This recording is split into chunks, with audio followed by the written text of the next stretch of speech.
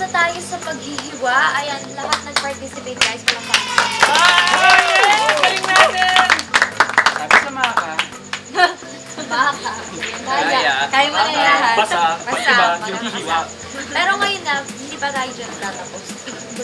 Magluluto pa tayo guys. So, Let's her medyo yung chicken natin, inuna na natin para makain na natin ang mabilis.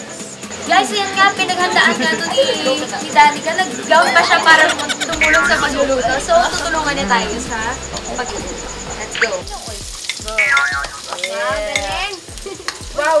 Amazing. Sobrang sarap ng chapsuy nito kasi nagluluto na kagawn. Yan, nagigisa na tayo guys ng sibuyas. Next, bawang. Okay. Bawang naman. Para kang nag-voice over sa cooking show ni Danica. So, ang gamit nating kawali ay galing. Wow! Time the table eh. Hintayin lang natin guys na masute. Masute.